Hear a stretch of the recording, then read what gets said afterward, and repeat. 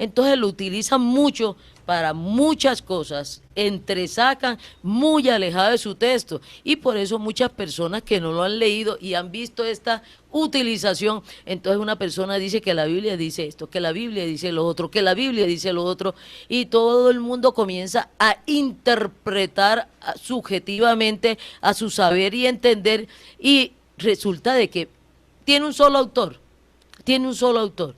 Y ese solo autor comienza a decir varias interpretaciones del mismo tema y varias referencias al mismo tema. Entonces las personas dicen, no, lo que yo entiendo que dice el texto bíblico es esto y esto. Y la otra persona dice, ah, no, usted podrá entender eso, pero yo lo que entiendo es esto. Y la otra persona, lo que yo entiendo es esto. Y han sacado cantidad de versiones de lo que dice la Biblia. Pero no lo que uno entienda, lo que Lo que dice. dice y lo que está diciendo el autor del texto. Entonces, eso también ha distorsionado lo que dice la Biblia. Eso ha perdido no la Biblia credibilidad, sino todas estas versiones. Entonces la persona me dice a mí, y a veces me han preguntado, entonces, ¿cuál crees tú? No, no es lo que No. yo crea. No es lo que nosotros creamos. Santiago nos decía a partir de su religión, entonces, ¿qué dice? No, primero que no tenemos contexto religioso. ¿Por qué? Porque el texto bíblico no es de una religión, no es de ninguna religión. Y figúrense, la mayoría de las personas están convencidas que hay Biblia de determinadas religiones, que esta Biblia es de tal religión, esta Biblia es de tal religión, esta es la Biblia de tal religión, esta es la Biblia de tal doctrina, Cuando en realidad que, solo hay que, una. que no hay un solo texto y nada más hay un solo contenido y una sola versión. Entonces, miren el tema del texto bíblico. A nosotros nos puede parecer gustar o no gustar, pero es que el autor del texto determina cuál es su tema que está tratando. Entonces, no el lector determina. Hay una corriente de literatura que dice que el lector puede determinar el tema del texto. Eso no es cierto, aunque lo aleguen y lo digan, no, el que determina el tema del texto es el autor del texto, ya que nosotros lo podemos aplicar a algunas circunstancias personales, eso es otra cosa. Como les he dicho, muchas personas utilizan cualquier texto y algunas veces utilizan la Biblia, no le encuentran otra función sino ponerlo en una de las patas de la cama que se llenó de comején y se desequilibró el piso está desestabilizado y lo utilizan como soporte. Nosotros podemos decir, ah, entonces la Biblia es para sostener una cama. No, no, no, no le están dando su uso, Su su función. función. Entonces, vamos a buscar en el Evangelio de Juan, donde está establecido el tema del texto. Y uno se tiene que enfrentar a esto. Yo no le puedo decir a cualquier texto, digamos, si es una conferencia, es un texto escrito de una conferencia sobre el tema de las células de la piel. Y entonces yo no puedo salir con el cuento, no, que ahí no está hablando de las células de la piel, sino que está hablando de las células sociales y hacer una transpolación a las células sociales y hablar de política y de hablar de trabajo social a partir de puedo tomarlo de ejemplo y darle una aplicabilidad, pero no puedo desconocer que ese texto está refiriéndose es a las células de la piel. Y yo puedo hacer una aplicación a partir de ahí y hacer una transpolización y ¿cómo es la palabrita? Que ya Resiliencia. Resiliencia. y una aplicabilidad, pero eso no puedo yo cambiar el contenido del texto. Miren el Evangelio de Juan 20, 20, 30 y 31. Miren que aquí está hablando del tema del texto y también en el Antiguo Testamento es muy claro de hablar del tema del texto. Mm. Hizo además Jesús muchas otras señales en presencia de sus discípulos, las cuales no están escritas en este libro, pero éstas se han escrito para que creáis que Jesús es el Cristo, el Hijo de Dios, y para que creyendo tengáis vida en su nombre. Ese es el tema del texto. Y entonces ya vemos que el tema del texto es muy particular. Cada texto tiene un tema muy particular. Ese es el tema del texto, del autor del texto. Y resulta de que este tema de que Jesús es el Cristo, o sea, el escogido por Dios para salvación, y para la persona y la obra del Señor Jesucristo para salvación y vida, es el tema del texto. Es el tema del texto. Entonces, también nos decía que evidencias históricas hay de esto. Entonces, tenemos que irnos a las referencias históricas a lo largo de todo el texto. Se ha ido comprobando, como es el libro más criticado, más vapuleado, más referido, más cuestionado, se han investigado todas las referencias históricas del texto. Nadie pone en duda que existió un rey de Israel llamado David. Hasta lo cantamos en los cumpleaños, las mañanitas del rey David. Y está en los anales de la historia y hay las pruebas. Vea, todas las ciudades referenciadas, todos los sitios históricos referenciados en el texto bíblico existen y existieron en esa época.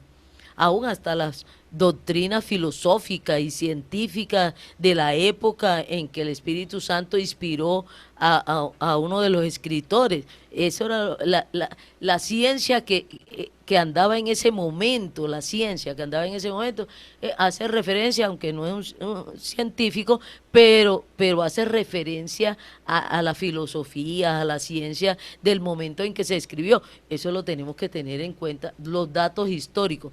Pero el dato más histórico es de una persona llamada Jesús. Es una persona llamada Jesús, ¿no es? ¿Qué personas convivieron con él? Hay los registros históricos aparte de la Biblia, las cartas, los comentarios. Hay historiadores romanos y historiadores del pueblo de Israel en donde se han encontrado tablillas, cartas, inscripciones de un tal Jesús. De un tal Jesús que murió en una cruz, de un tal Jesús que hablaba de que era Dios, de un tal Jesús que había resucitado. Fuera del texto bíblico hay todas esas referencias. Entonces está la referencia de sus discípulos y sus testigos. Ahora, que han distorsionado la versión de los, pero ya con comentarios no distorsionados dentro del texto bíblico de lo que dijeron sus discípulos acerca del Señor Jesucristo. Se han inventado de que Pedro y compañía se inventaron religiones y que se inventaron una religión para negocio. Ole, ellos nunca hablaron de ninguna religión, ellos hablaron de la persona y de la obra del Señor Jesucristo, y como Pedro lo dice también ahí en segunda de Pedro, que también que es uno de los testigos oculares acerca de esta persona llamada Jesús y el Cristo, ¿no es? Y el ungido, el escogido. Entonces veamos también en Pedro, que el mismo Pedro se defiende diciendo que lo que está diciendo y lo que está hablando no lo... En primera de Pedro, segunda. En segunda de Pedro capítulo 1, 16.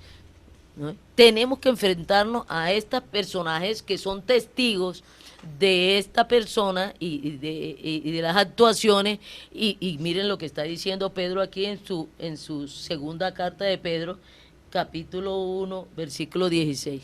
Porque no os hemos dado a conocer el poder y la venida de nuestro Señor Jesucristo siguiendo fábulas artificiosas, sino como habiendo visto con nuestros propios ojos su majestad. Entonces, mire, dice mismo Pedro, esta información acerca del Señor Jesucristo no fue que me lo contaron, no fue que yo estuve en una reunión donde me hablaron de... Inclusive en esa traducción de las Américas dice que no son fábulas inventadas. Y comprende, entonces él no estuvo ahí en una reunión y estuvo en un comité, inventémonos esto, hablemos de esto, comencemos este negocio. No, sino que ellos lo vieron, ellos pudieron estar él con está él. diciendo, y a los testigos habrá que confrontarlos y buscar las evidencias si que es un buen testigo.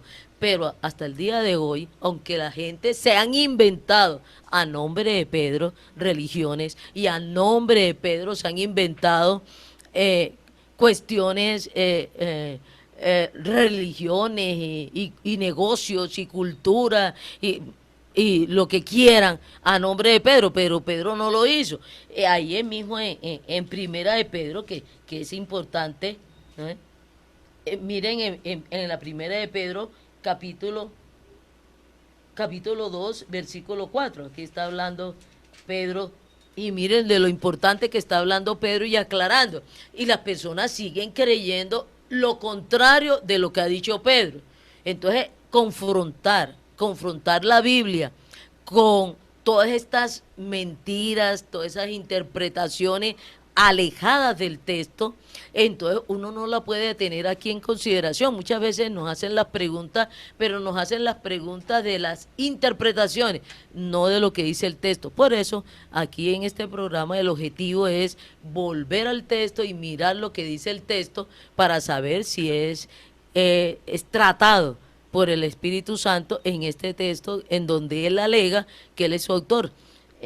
Primera de Pedro 2:4. 2:4. Acercándoos a él, piedra viva, desechada ciertamente por los hombres, mas para Dios escogida y preciosa. Y entonces sigue leyendo hasta el 8, ¿no? Vosotros también, como piedras vivas, sed edificados como casa espiritual y sacerdocio santo, para ofrecer sacrificios espirituales aceptables a Dios por medio de Jesucristo, por lo cual también contiene la Escritura.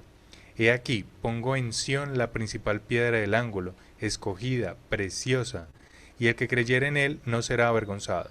Para vosotros, pues, los que creéis, él es precioso, pero para los que no creen, la piedra que los edificadores desecharon ha venido a ser la cabeza del ángulo. Entonces miren muy claramente, Pedro está diciendo, ole, yo no soy la piedra, yo no soy la roca, yo no soy la cabeza, ¿no? Es el Señor Jesucristo. Y vuelve otra vez, para que tengan perdón de pecados y vida eterna. Y Pedro aquí está diciendo, no soy la piedra, no soy la roca. Pero otra piedra y otra roca fue la que escogió el Señor, no a Pedro. ¿No? Y Pedro mismo no tiene ningún problema de reconocerlo, porque él no es. Ahora, que muchas personas hayan encaramado a Pedro como la roca, ya hasta el día del juicio y de la aclaración de las cosas, el Pedro va a decir, es que yo nunca dije que yo era la roca, muy les aclaré que el Señor Jesucristo era la roca, ¿no? Entonces yo no soy la roca, yo no soy la cabeza. Pero la gente, como le gusta la mentira, está una persona. Entonces hay muchas formas de uno de confirmar si esto es leyenda, si es invento de ellos, cuál es el tema, y lo más importante, uno enfrentarse al texto. Ahora, ya uno enfrentándose al texto, muchas veces nos acusan de que idolatramos la Biblia. Nosotros no estamos idolatrando la Biblia. Nosotros no estamos diciendo de que la Biblia es Dios. Ahora, muchas personas idolatran el texto, fíjense, que eso es idolatría. No, esto es súper sagrado, lo ponen en un pedestal, le ponen una vela, se inclinan, lo besan, lo adoran. Inclusive en las casas está la Biblia abierta en un salmo, en los salmos, sí, y la tienen ahí como protección, como amuleto. El texto no es un amuleto y no nos protege, El texto, la Biblia, es este Dios hablando de Él, hablando de las situaciones, hablando del Señor Jesucristo, hablando de quién es este Dios, qué hace, cómo actúa, qué ha hecho, y hablando de que su relación con el ser humano lo ha determinado Él, ha determinado qué es lo importante del ser humano de relacionarse con este Dios. Está alegando este Dios de que Él creó al ser humano y lo creó con ciertas características. Él es el que ha determinado. Fíjense que hay religiones que sacan listas de pecado, borran listas de pecado, suben personas, declaran personas, justifican a personas y dizque a la luz de la Biblia, ¿no? Y que el mismo Espíritu Santo los está dirigiendo. Entonces, ¿cómo así que el mismo Espíritu Santo los está dirigiendo y el autor de este texto contradiciéndose? Entonces, realmente es que dice una cosa y hace otra cosa. Entonces, eso es lo difícil que ha habido con este texto. No por el texto. El texto es muy claro y muy sencillo lo que dice. No tiene ninguna dificultad. ¿Cómo será que han dicho que este texto vuelve loco? ¿No hay? ¿Cómo así que un texto vuelve loco? Ningún texto vuelve loco. Ningún texto vuelve loco. ¿No es? Ni hasta los libros de psiquiatría que pueden hablar de la locura vuelve loco. Pero muchas personas de que este texto vuelve loco. ¿Por qué se perturban las personas?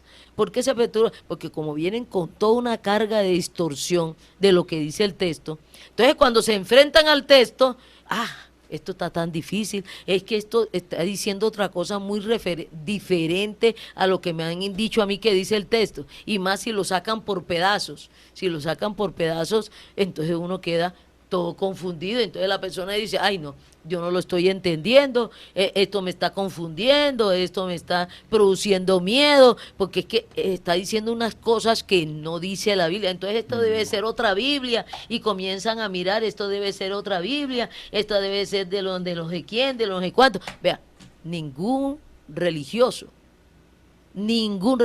escribió la Biblia. Recuerden, y aún más, ni las religiones antiguas ni las religiones modernas. Entonces, por eso es el título de nuestra corporación, Aprendiendo Biblia sin religión. No es un libro teológico. Entonces uno se tiene que enfrentar, pero no se puede enfrentar a la Biblia y a este texto con todos los chismes, con todos los chismes que han salido del texto bíblico, distorsionando el contenido de la Biblia.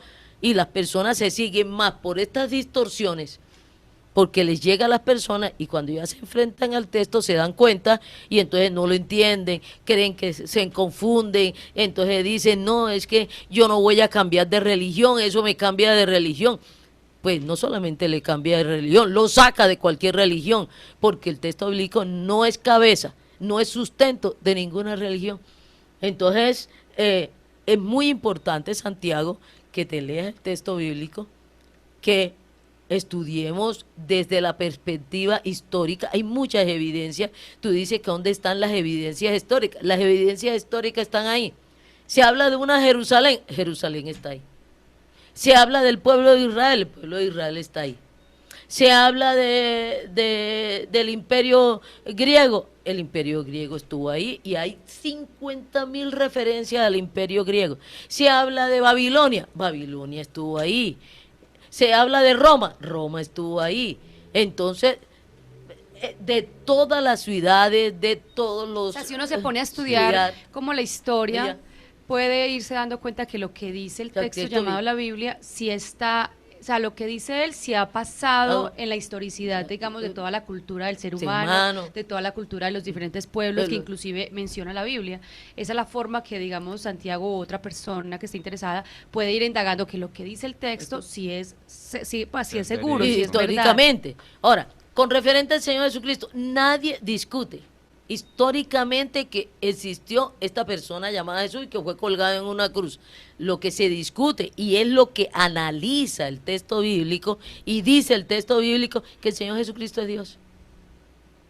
¿Ya? Eso es lo que está en discusión dentro del texto bíblico y el texto bíblico muy claramente lo afirma, que el Señor Jesucristo es Dios, no es uno de los dioses, es Dios. Entonces ahí mismo también en el Evangelio de Juan y en muchas partes, pero lo vemos muy claro en el Evangelio de Juan 1:1, ¿no? En el principio era el Verbo, y el Verbo era con Dios, y el Verbo era Dios. Este era en el principio con Dios.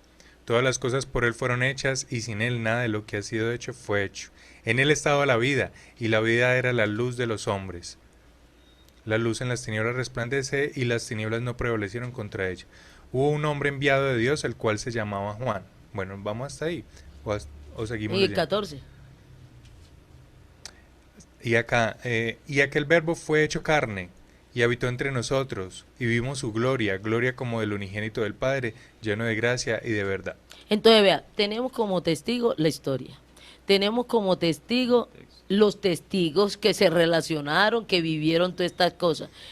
Lo que tiene escrito el texto bíblico de referencias externas, históricas, sociales, hasta doctrinales, la misma palabra, muchas personas, aquí lo hemos hablado, que se siguen verbo como si fuera acción y movimiento. No, eso está enmarcado dentro de una cultura del siglo I, en donde la palabra que está ahí en griego es logos, logos. Y el logo es una persona y el logo es creador, es una persona creadora. Y entonces Juan está hablando en ese momento, el Espíritu Santo está inspirando a Juan dentro del contexto de Juan.